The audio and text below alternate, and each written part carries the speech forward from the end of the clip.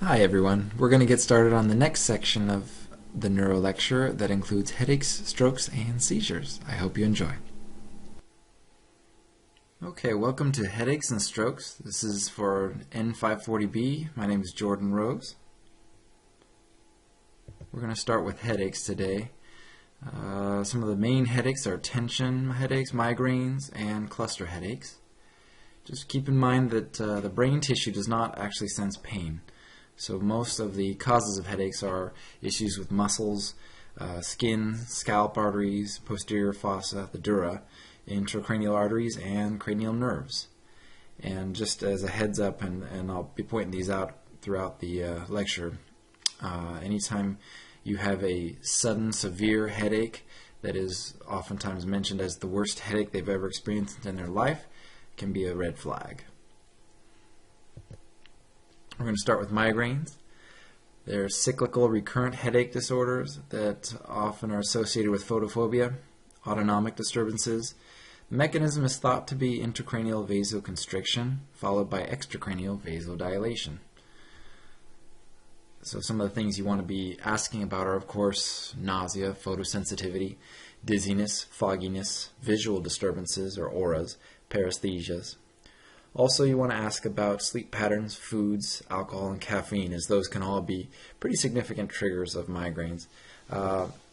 One thing I definitely inquire about is sleep patterns. That one tends to be a pretty significant factor. Stress can also make this worse, and then caffeine, especially when you're coming down from having frequent caffeine to then having a few missed cups, you can get a tension headache that could possibly lead to a migraine.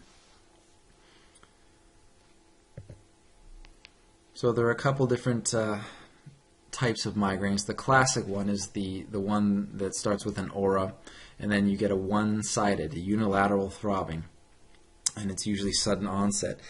Pretty commonly you'll have nausea, vomiting, and photophobia. So if you want to ask your patient if when they look at bright lights, do they feel any pain or worsened pain. Also, the aura is can also be accompanied by transient sensory or motor changes, hallucinations, or even mood changes. Depending on the person, those auras can either be where you lose part of your vision, where it's dark, or some people describe these flashing electrical lights, oftentimes around the periphery of the vision. Sometimes you lose one side of the vision entirely. And then going on to the common migraine, it's similar to the classic, but often with the lack of the neurologic symptoms. And it may coexist with muscle contraction headache, giving rise to throbbing. Typically no aura necessarily involved with those. Then you can have the complicated migraine. These can be really frustrating because of the symptoms that you experience along with the actual headache. They can be very misleading and cause concern for various disorders, including strokes due to the hemiplegia. And that can actually outlast the headache phase. This one is always a concern when you see it in the office because your first thought, especially if it's an older person, is possible stroke. And so you oftentimes have to get them in for a brain scan, even if it does end up being just a migraine.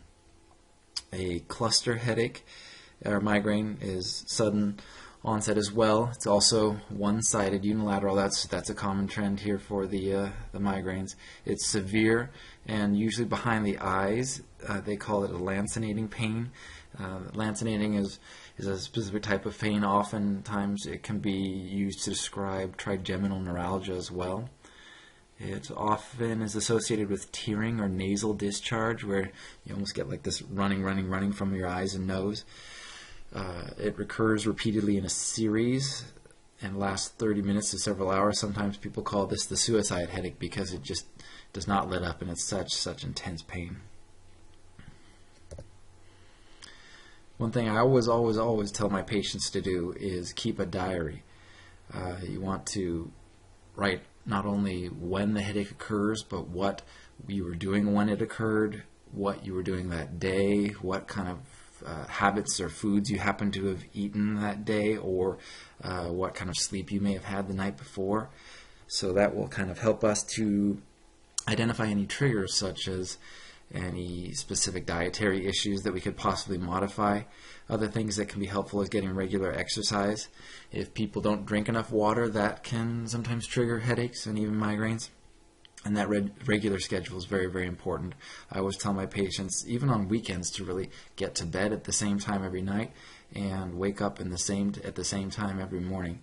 That schedule regulation really can be quite helpful.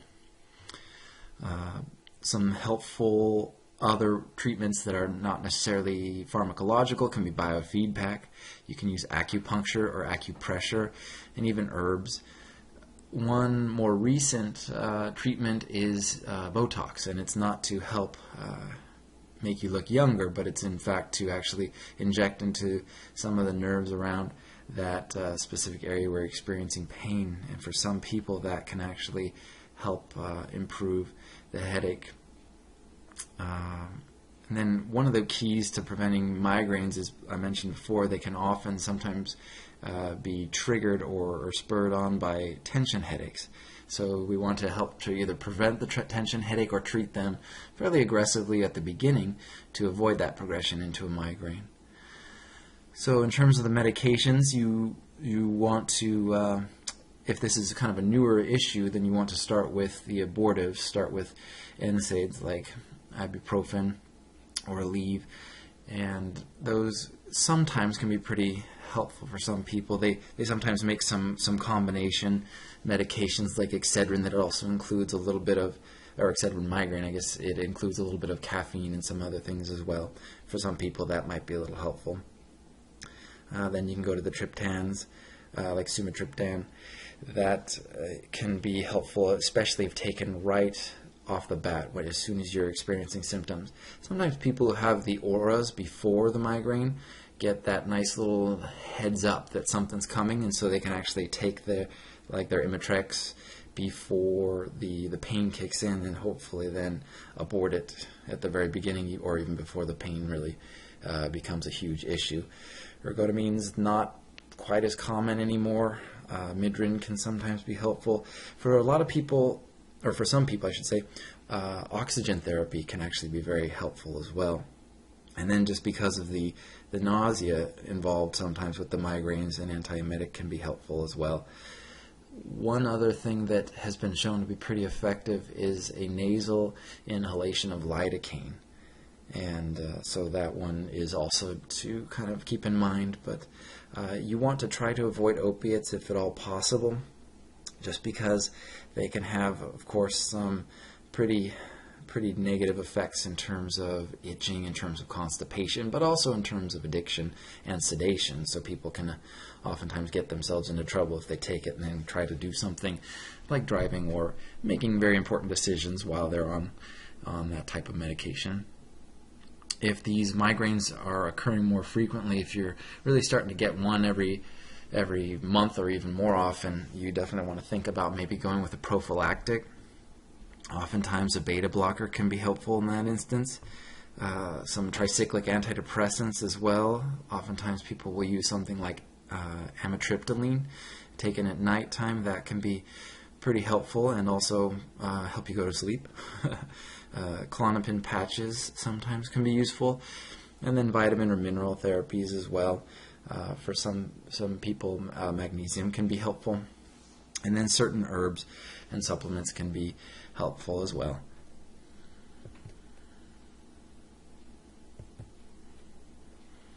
For the tension headache, you tend to feel like a band-like pressure, tightening or squeezing. And the big difference here is this is typically bilateral, and it's not necessarily throbbing, but it is a constant pain. Remember, migraines were more unilateral, and the tension headaches are more bilateral on both sides. It's associated with neck pain, but not fever or nuchal rigidity, because those are pretty scary signs of possible meningitis. And so you always want to check for, and then also chart that the neck was supple and that there weren't any issues when they either flexed or extended their neck. Some of the things you want to be asking about or thinking about are history of repetitive work, repetitive stress, posture problems can be an issue, and then of course I mentioned stress. But then mood disorders can also be a bit of a concern. Anxiety and depression, and even more like affective or bipolar disorders can lead to this as well. I've included a picture down below of all these young people using their cell phones that I am almost positive has led to a tremendous increase in tension headaches because of the small fonts, the poor posture, the repetitive stress, and the being crunched over for hours at a time, staring into your cell phone and prepping to take the perfect selfie. And then oftentimes you can reproduce the headache with range of motion with the head or neck. Some things to think about are, of course, are they having any sinus symptoms? Because it might not actually be a tension headache. It could be a little bit of a sinusitis or pain originating from that area. You want to check the teeth as well. Sometimes if you have a tooth abscess, it can work its way back into the head and feel like you have a pretty significant headache. And then you also want to be checking vision. If people's eyesight is changing and they are constantly either squinting or straining their eyes to see far away or read, that can sometimes trigger a little bit of a headache as well. So those are just important to keep in mind and be asking about or checking on while you're seeing the patient. Some of the common treatments for these tension headaches are, of course, massage. You can think about either heat or ice. Some people just can't stand ice. Some people can't stand heat. So I often just tell my patient, try each one out and go with the one that feels better. For people who don't have a heating pad, there's a very simple way to make one. And I oftentimes would go to the dollar store or maybe one of the local supermarkets if they're having a sale on giant bags of rice. And then I go to the dollar store to pick up a bunch of tube socks. And then I would just fill up those tube socks with the uncooked dry rice and tie it up so it ends up being like a bean bag. And then you can throw those in the microwave for about 60 seconds or so to heat them up and use them as these nicely contoured heating pads. And I would just give those out to the patients, or if they had leftover rice or a wholly sock on one side, they could use the other one to make one of these. That's also kind of nice if people are having any kind of neck or back pain, muscle spasms, because if you have that nice warm round heating pad, you can put it on the ground and then roll back onto it, and that gentle pressure along with the heat really helps to relieve some of those tense spasming muscles. Other things that can be helpful are stretching, NSAIDs like ibuprofen or even Tylenol, even though it's not an NSAID. Chiropractors can be sometimes helpful. Acupuncture can be beneficial for a lot of people. Certain herbs, and then of course physical therapy. That's actually a fairly underutilized service and treatment, and for a lot of these people, especially if it's a matter of repetitive injury or bad posture or just underdevelopment of their neck muscles and things like that because of either lack of exercise or otherwise, the physical therapy can be really beneficial in loosening up those areas and helping to improve the posture and decrease the pain. And then, of course, you want to address some of the triggers, which include stress, and mood can be a big issue as well. A lot of times people's symptoms of pain and stress and muscle tension can be a direct reflection of their mood symptoms. Sometimes it's in the sense of a spasm, but also it can be somatic. And so you always want to be talking to your patient about how they're feeling lately. You want to ask them how the work is going, how family life is going. Really check and see if anything is going on or has changed lately that might have increased the amount or the frequency of these headaches. Another type of headache to consider is an analgesic or rebound headache. These can be caused by either frequent use of medications for headaches or other pain. A lot of times when my patients come in and they say they have to take Advil every single day because of their pain, I have to take them off of that that ibuprofen or wean them off, I should say, because sometimes the pain can actually be originating from the fact that they are now used to that medication, and if they don't get it on a steady basis, they get the rebound pain. Similarly, caffeine withdrawal can cause the same type of headache, and so you want to definitely be addressing that issue with your patients. Certain vitamins, I think someone at one point a patient had come in with all of her supplements after I had been working hard with her to address her headaches. And we were able to decrease them a little bit, but we just couldn't quite nip them in the bud. And so I had to bring in all her supplements. She had told me she had taken a lot of different vitamins, but didn't have the specifics with her. So I actually asked her to bring all the bottles in. And it turns out she was taking a tremendously large amount of vitamin E. And it actually was to the point where it could have been causing some problems. And so we slowly weaned her off of that, or down on that, I should say, excuse me. And luckily, that really did help to improve her headaches. And then, of course, sudden withdrawal of prescription medications can also definitely affect your mood and cause specific headaches as well. So we're going to start with a little bit of a case study here. This is going to be a 47-year-old Hispanic female with a one-day history of left-sided headache. I've kind of highlighted some of the key things here. Throbbing in the left eye, left facial numbness, and numbness in the left arm. And so, of course, 47-year-olds, and when you hear numbness and numbness in one extremity or one side, there's always a concern of possible seizure, possible stroke, or TIA. She denies difficulty talking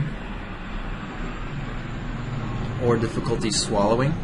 She denies any blurring of vision, diplopia, scintillating scotomas, or disturbance of taste or smell. Denies nausea, vomiting, abdominal pain, or GI complaints. She has no recent fever or upper respiratory symptoms or cough. No difficulty with motion of extremities or gait.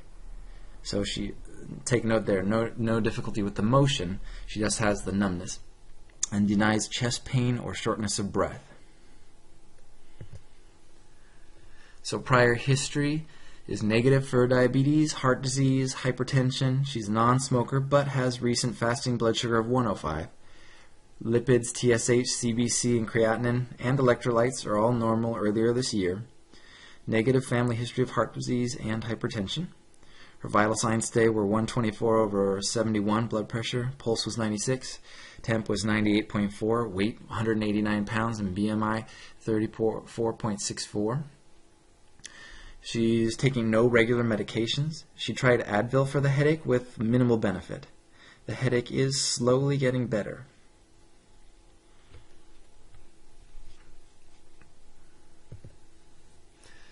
So when we look at the exam, mental status is alert, oriented, no acute distress, no dysarthria. Cranial nerves 2 through 12 are normal except for hypalgesia at the left nasal ala and mild squinting of the left eyelid, but no ptosis. Motor is full range of motion in all extremities without weakness. Sensory, minimal scattered areas of hypalgesia in the left arm, does not follow specific path, otherwise intact. So again, I've highlighted this spot, and I want you to kind of think about that one and focus on it. Scattered areas of hypalgesia, which means numbness or decreased sensation in the left arm, but it does not follow a specific path. That's kind of a key there. Otherwise intact. Reflexes are symmetrical, no hyperreflexia. Her gait and station has no ataxia, and Romberg is negative. Cardiac, regular rhythm.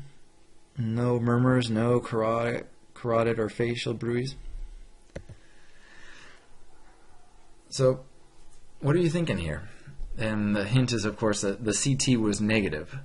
And so when we talked before about specific types of headaches, if they're unilateral and containing some possible effect on either motor or sensory on one side,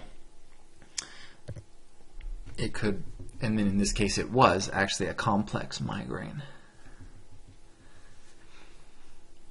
So now we're going to move on to TIAs versus CVAs. That's a transient ischemic attack or a cerebrovascular accident. The cerebral ischemia are events classified by duration and presence of residual effects. So the transient ischemic attack is usually a vascular neurological deficit lasting less than 30 minutes, but it could possibly last up to 24 hours. That's one of the keys there, main differences between a TIA and a CVA, is the length of the deficits. It's rapid onset, and there are no other explainable causes for the changes in or the deficits. The cerebrovascular accident is a stroke in evolution, a deficit with worsening symptoms, so worsening usually over 18 hours in the carotid distribution or 2 to 3 days in the vertebrobasilar distribution. A completed stroke is a stable neurological deficit without evidence of progression.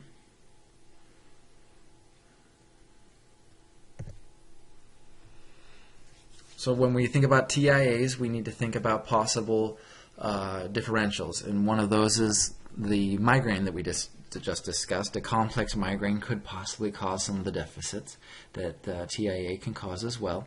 Vasculitis can be a concern. Hypo or hyperglycemia can be a bit of an issue. Multiple sclerosis can cause some of the deficits. Trauma can definitely cause a deficit. Head injuries, specifically hypo or hypertension.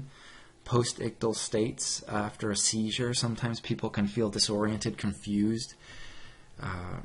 Acute plexopathy or acute myelopathy. And then, of course, the big one you need to consider here as well is stroke.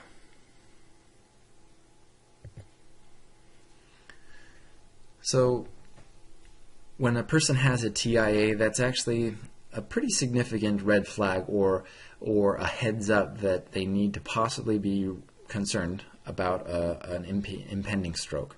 About 5 to 20% have a stroke within 90 days of their TIA. About half of that number in 2 days of having the TIA. So how do you assess your patient for the risk of imminent CVA? And so we consider statistics, scoring prediction from the Kaiser study that I'm just going to get into now.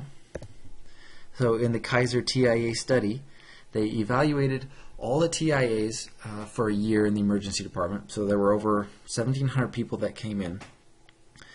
So 70% were over the age of 60, 58% had hypertension, 75% with a systolic blood pressure of greater than 140, 19% had diabetes, 67% of the people had an event that lasted greater than 60 minutes, 45% had focal weakness, 42% had changes in speech, 14% of those were smokers, 23% had a prior stroke, and 9% had AFib.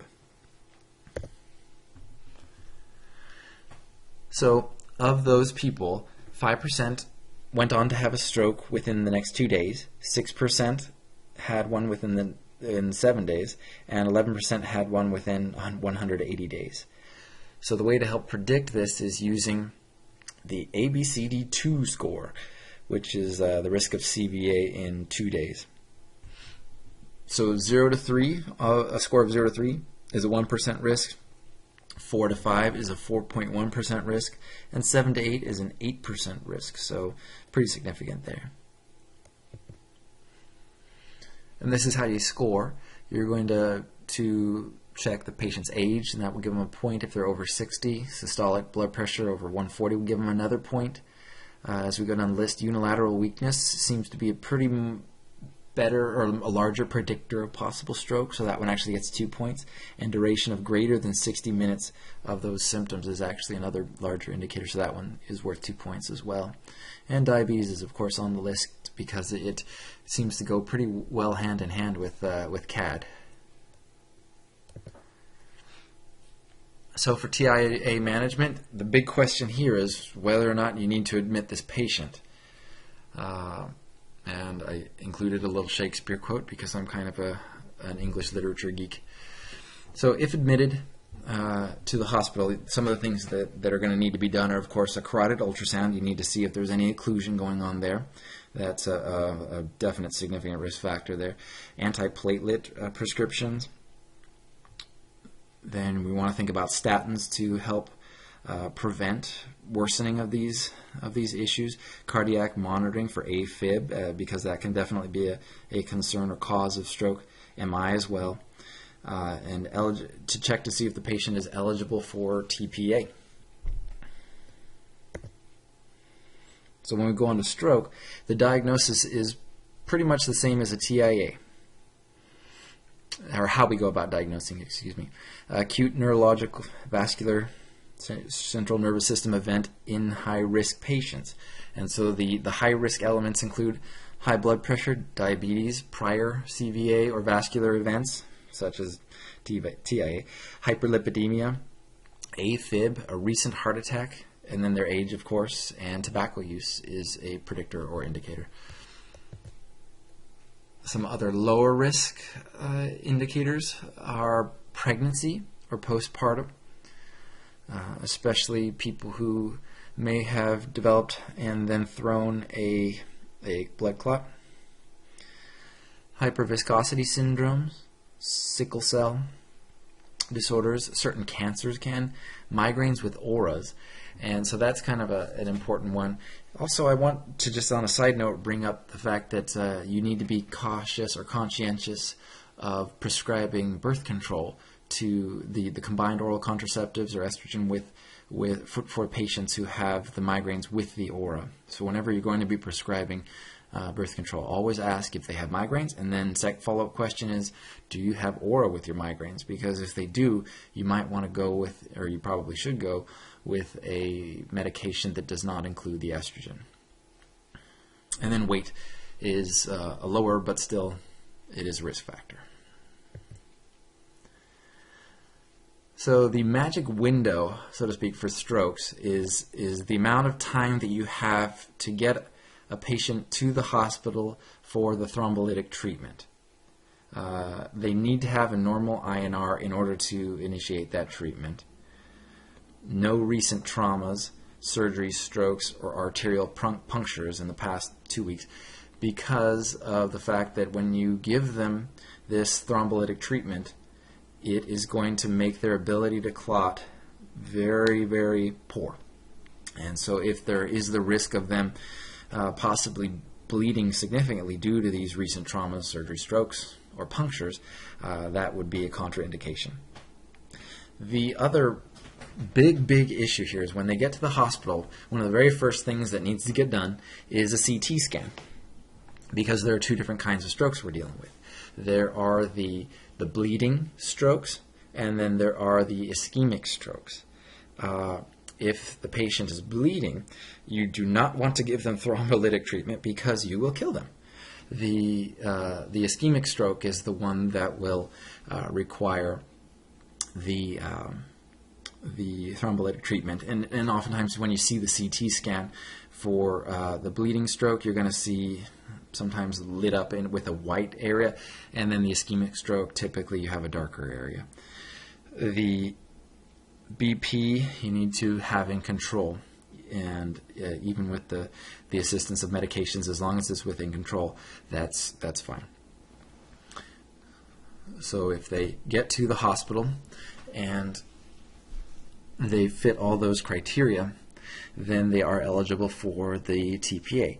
The closer to 3 hours, the more marginal the treatment. And so ideally, you want to get them there as soon as possible.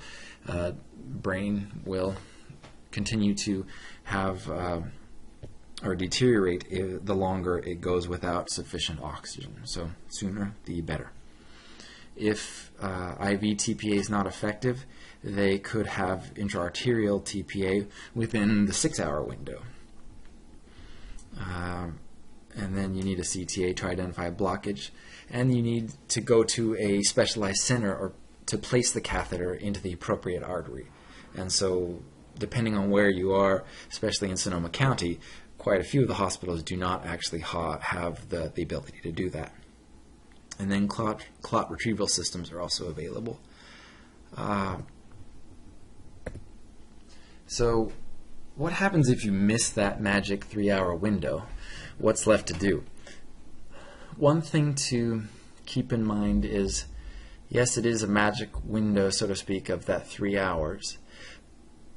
But I've seen physicians actually give the treatment even beyond that point. It oftentimes comes down to the type of patient. Sometimes if it's a younger person who had wonderful level of function before having this event, they might be more willing to give that treatment even beyond the point, because there is the potential for so much better recovery and to retain that amount of function. If a patient is much older and didn't have quite as much function to begin with, and might have some extra risk factors in terms of bleeding or other issues with the treatment, then the physician might be less likely to start the treatment. But so yes, there is a 3-hour window.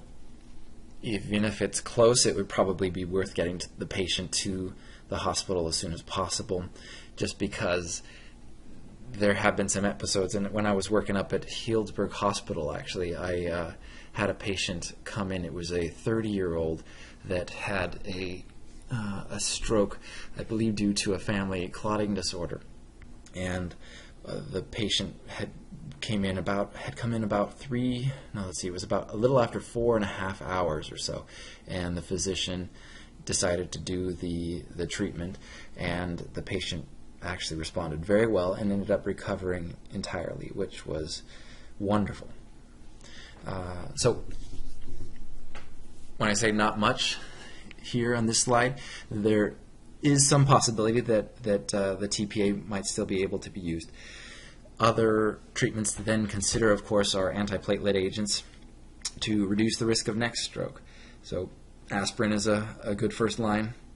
Agrinox is next. And then Plavix is probably the third.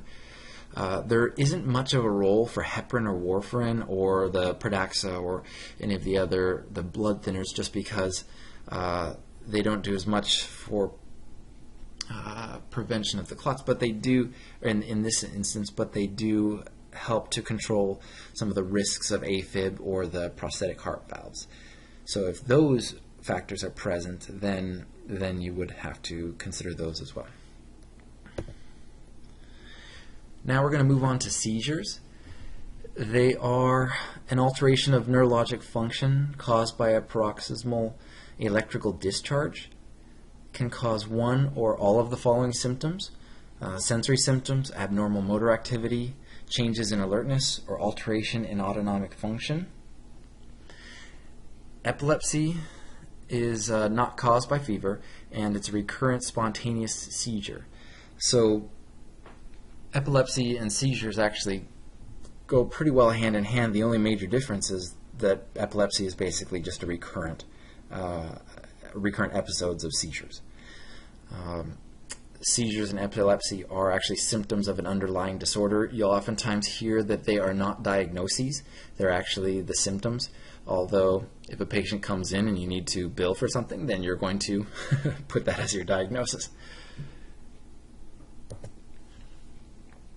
Seizures can be generalized, like the petit mal or absence seizure. Then they have the grand mal. That's probably the most well-known one of the seizures. Whenever anybody thinks of seizure, they think about that tonic-clonic full body spasming.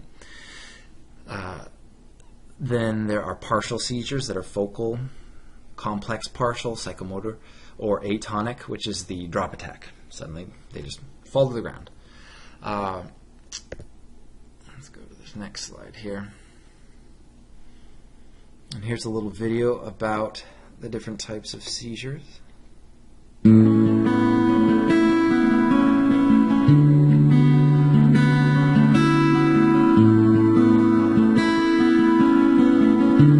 Simple partial seizures. Person remains aware, cannot completely control function or behavior, commonly referred to as auras. These seizures or auras are characterized by strange or unusual sensations, a whirling or tenderness in the stomach area, odors, or visual abnormalities. Other characteristics of SPS include sudden or restless movement, hearing distortion, and a sudden sense of fear. Alteration of consciousness or memory is generally not associated with simple partial seizures.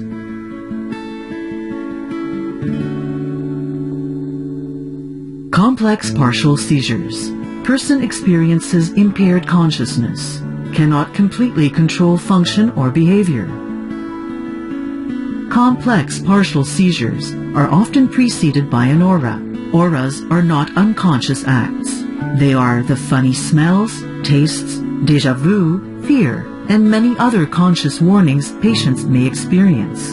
They are often identified by the manifestation of complicated motor and sensory action. There may be some change in consciousness or memory.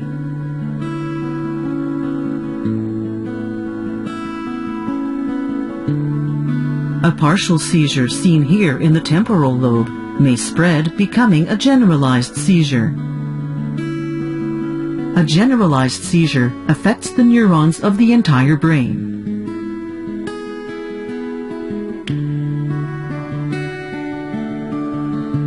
A generalized convulsion occurring in two phases. Tonic phase, stiffening of the muscles, the person loses consciousness and falls as the body grows rigid. Clonic phase, body extremities jerk and twitch. After the seizure, consciousness returns slowly.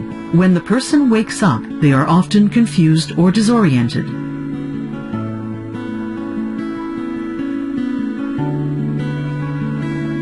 Characterized by a complete loss of awareness. The person may stare into space and appear to be daydreaming or in a daze.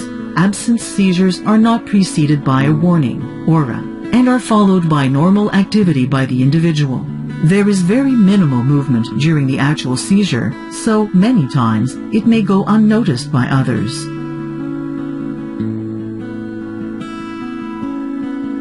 Some types of seizures, especially if prolonged or repeated frequently, can damage the brain.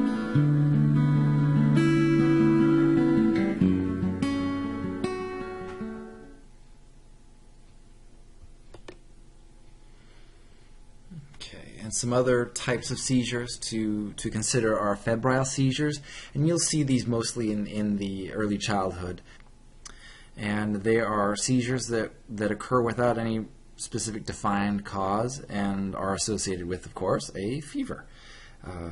The most common things that are going on when a patient experiences this type of seizure is typically a URI, tonsillitis, or otitis that causes a decent spike in their temperature. Risks of this include daycare attendance, where the homework of the week is to get over the cold of the week.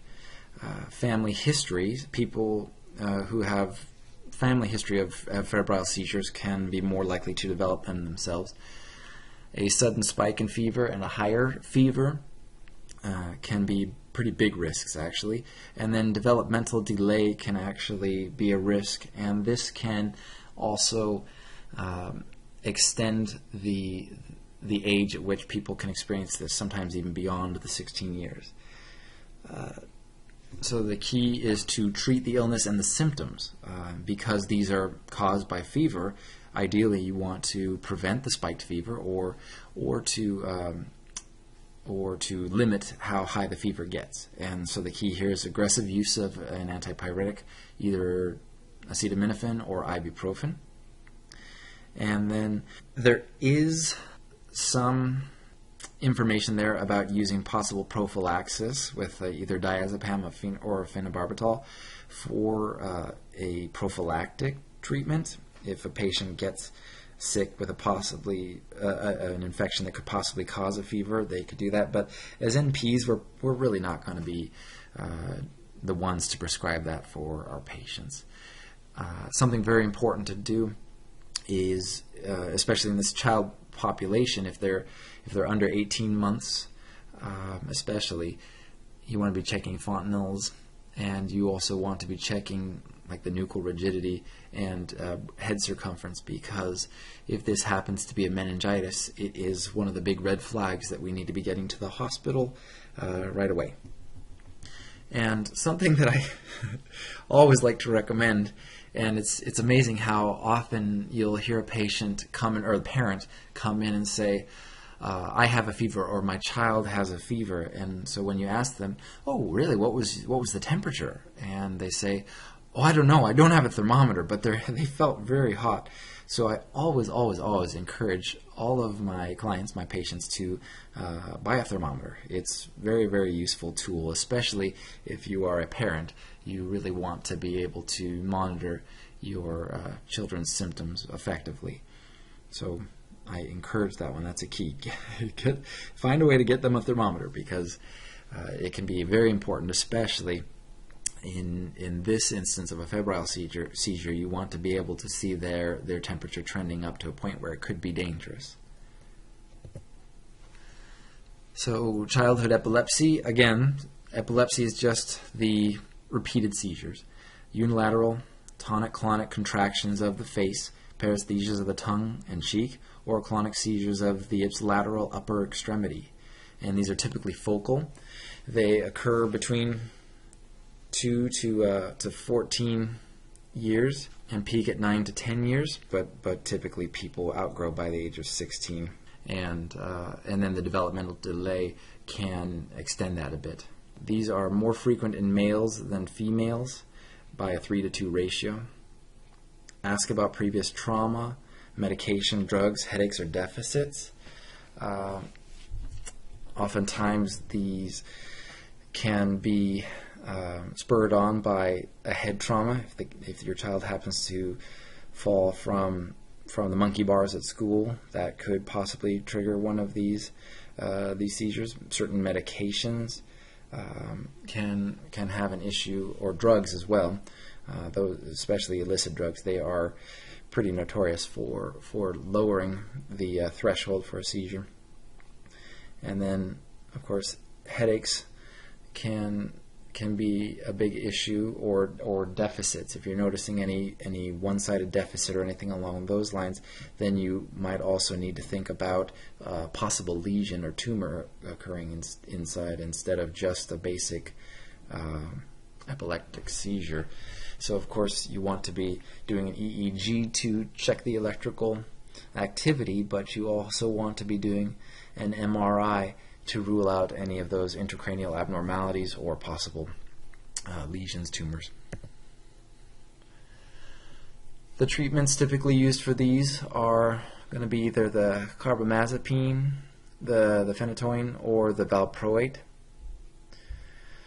If the child has been seizure-free for about 2 years and there's a normal EEG, then at that point you could consider, over a 4 to 6 month period, slowly weaning them off the medication to see if then at that point they remain seizure-free, or if there is a recurrence. And anytime you get a child with a new onset seizure or epilepsy, you, of course, as an NP, always want to refer to the neurologist. And now for seizures in adults.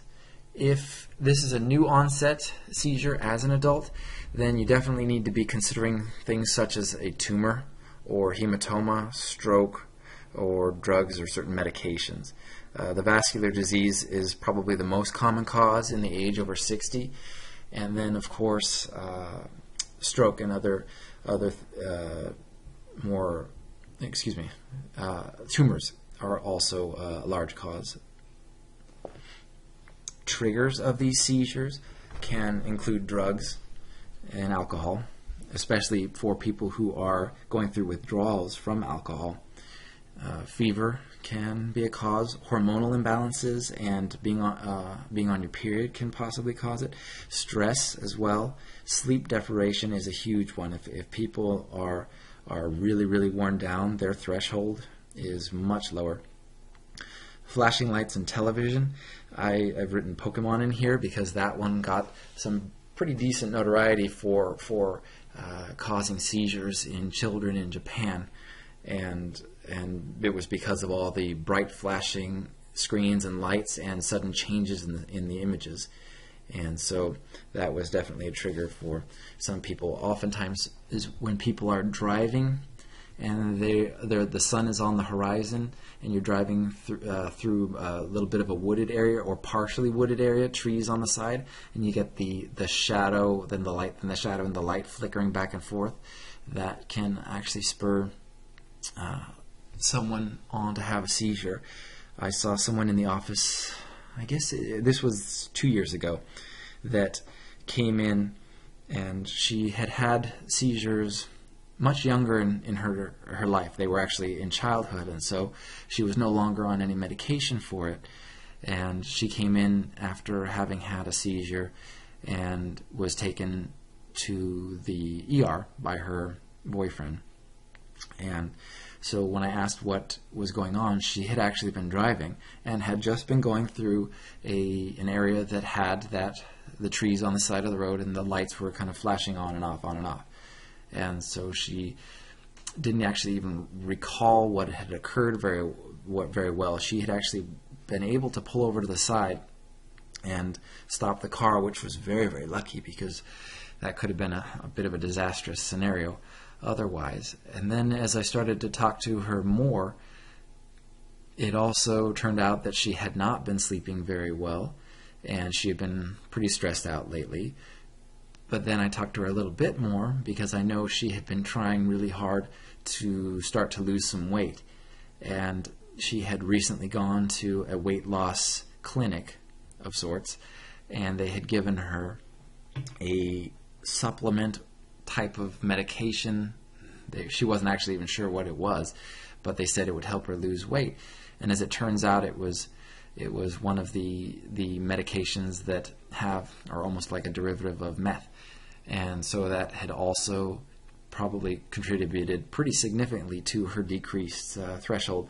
And so all those things together had triggered and caused the recurrence of her seizures.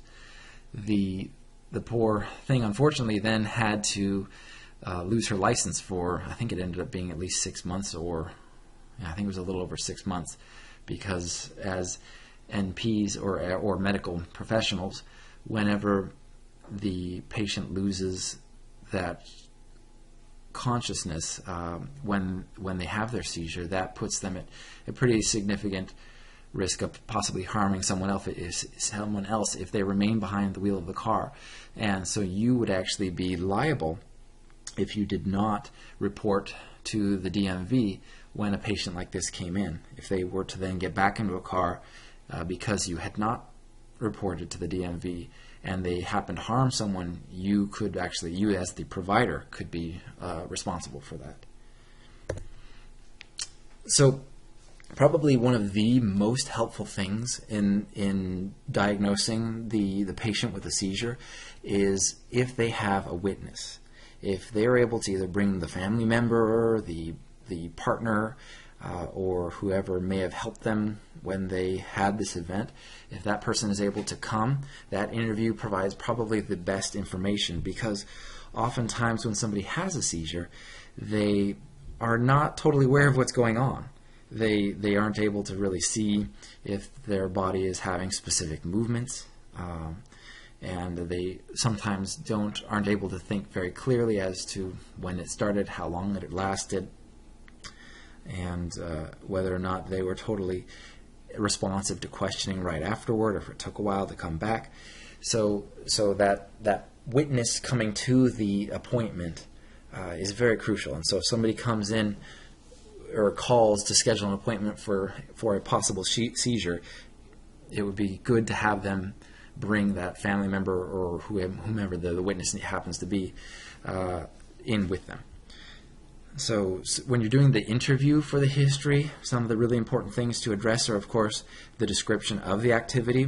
Was it the full body? Was it just one appendage, an upper arm? Did the eyes go blank? Did they roll back in the head? Was there any type of confusion or loss of consciousness? Were they not able to respond to any questions during? Did they become aggressive or violent? And then when they came back, were they very tired and slow to come back? Or was it more sudden and they just picked up right where they left off? Then you want to, of course, ask about how long it lasted. The duration is important. If they lost continence, and then if there are any of those triggers that we discussed, like the drugs, the change in sleep patterns, flashing lights, any of those things going on at the time. And then, of course, if they've had a prior seizure history, then that's a pretty decent indication that there may be a recurrence here. So then I mentioned this already, but you want to be asking about the prodromal symptoms, such as aura or confusion, focal neurosymptoms. So was one specific part of the body having issues where it wasn't working very well, or it was spasming. And then, of course, the post-ictal phase is the amnesia of the event. Do they remember what was going on during and before, or are they kind of a blank before the event and up until the point when they finally started to come back to? And then, of course, the level of consciousness when the seizure took place. Were they totally unconscious, or were they awake and sitting up and just flittered in and out, or were they talking and then suddenly stopped talking for a moment and then kicked back into talking like nothing hadn't even missed a beat and just kept right along on the same topic? And so to continue the interview, one of the big causes of recurrence of seizures, if this is a patient that you have already seen or possibly already treating for seizures, is you need to be asking about the medications. Have there been any changes or misses? Or did the patient think that it might be okay because they haven't had a seizure in a while to take the medication a little bit less than before? Or because of being a little financially tight lately, are they just taking doses twice a day or once a day instead of twice a day or 3 times a day like they're supposed to? Because that actually is one of the most common things. Especially the patients who don't have enough money to both pay for medications and pay for food are most of the time going to be paying for food. So you really need to be asking your patient. And that's where building up a rapport with your patient is really, really helpful, because they're more likely to tell you what has been going on and express that, oh yeah, I actually didn't take it like I was supposed to because this and this. And then, of course, you want to check levels. If you have a patient that's taking something like the Dilantin or valproic acid, you want to make sure that their levels are high enough or are not getting toxic. Like with the valproic acid, you might hear ringing in your ears, but not necessarily. Then, of course, other medications can possibly trigger some of these seizures or symptoms, such as the ciprofloxacin, Flagyl, the metronidazole, theophylline, and then stimulants.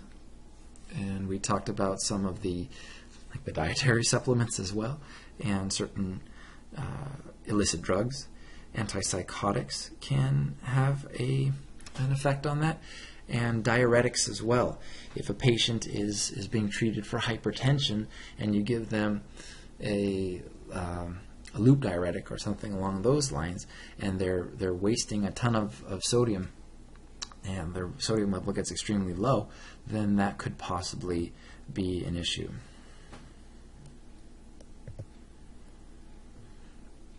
So if somebody does have a seizure, especially if it's the very first time, you do want to check those labs, like the labs for the medications, but also you might think about a toxicology if there's the risk of drug use, and you want to be checking a metabolic panel.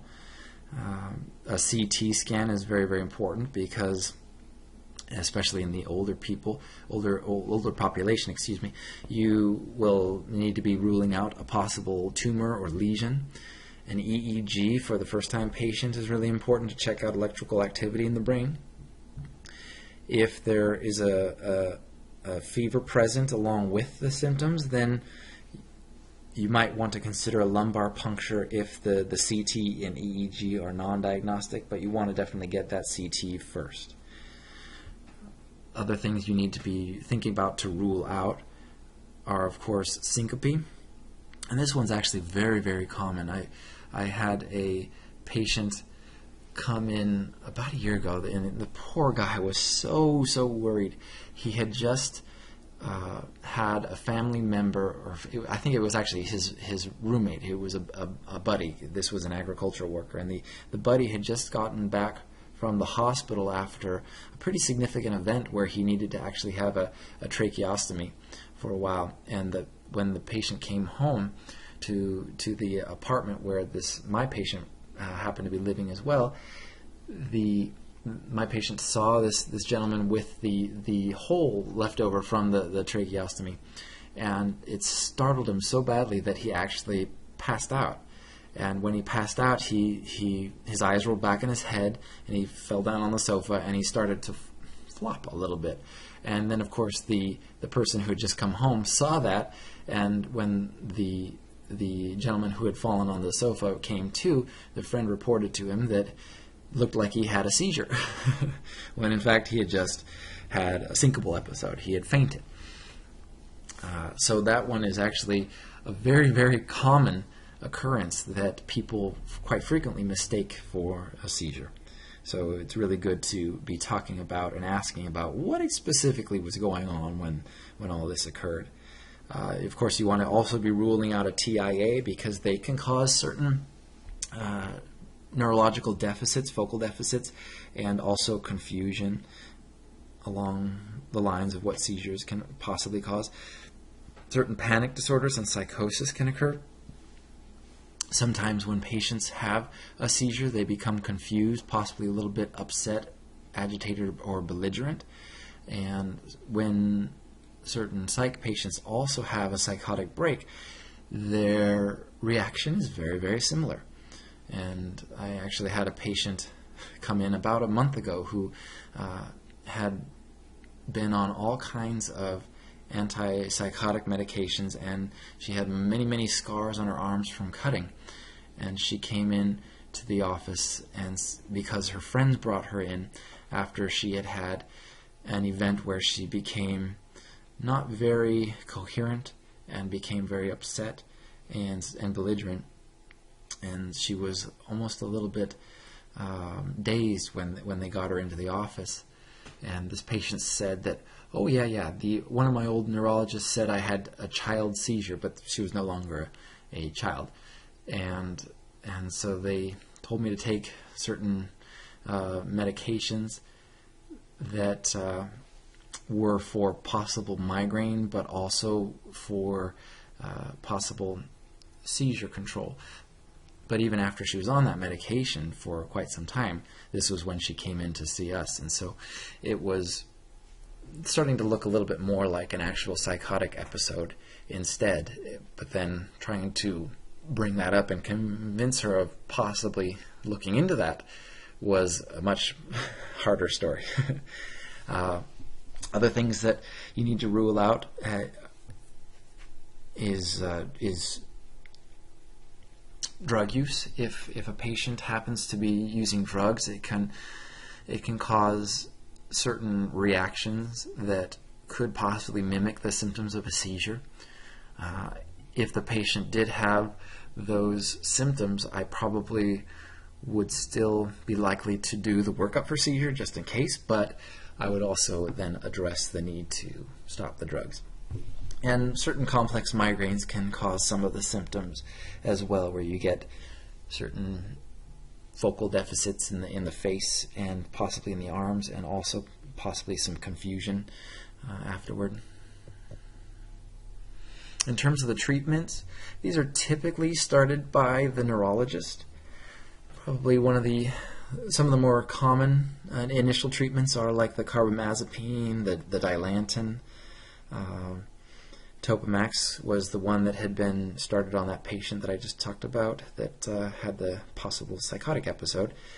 One that is more recently used but is pretty nice is the lamotrigine, because it's so tolerable. It has very few side effects, and for some patients it can be really, really helpful because it's also great as a mood stabilizer.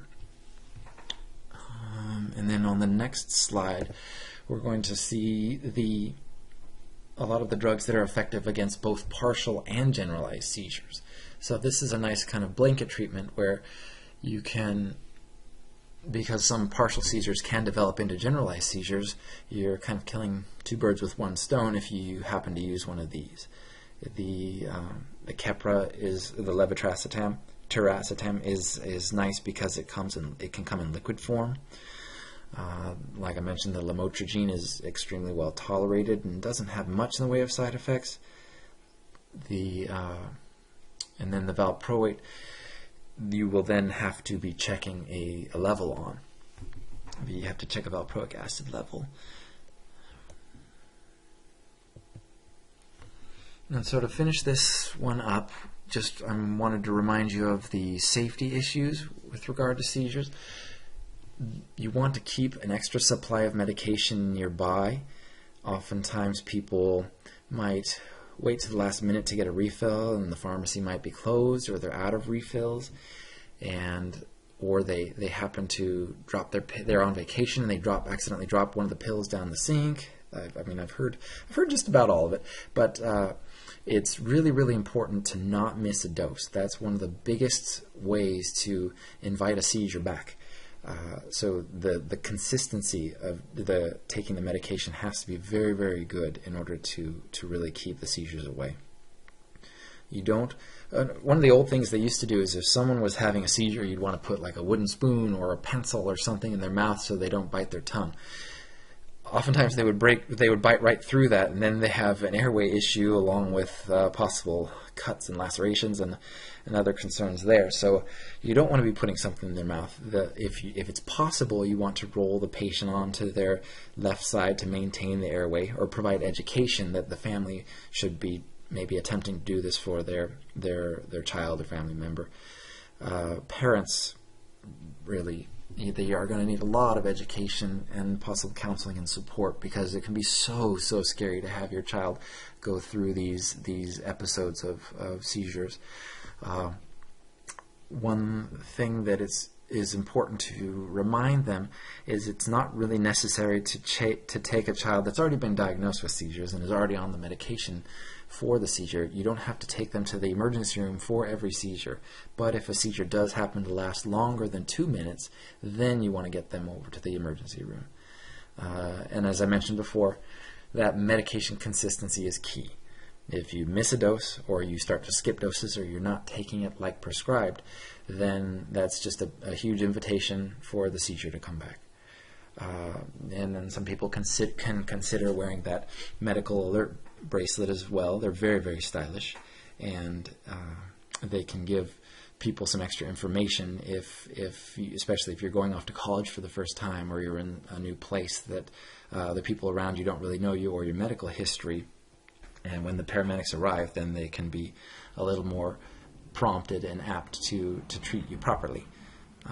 And then I mentioned this before, but I am again highlighting it just because, of course, liability is a huge issue. And the DMV requires that you report the lapses of consciousness due to a seizure, because, again, if you do not do so, and then the patient happens to harm someone or get into an accident after you had already seen them and failed to report them, then you could actually be held, as the provider, you could be held financially responsible. Okay, so that does it for headaches, strokes, and seizures. I hope you picked up a couple new bits of info. Thank you everyone for watching. Bye-bye.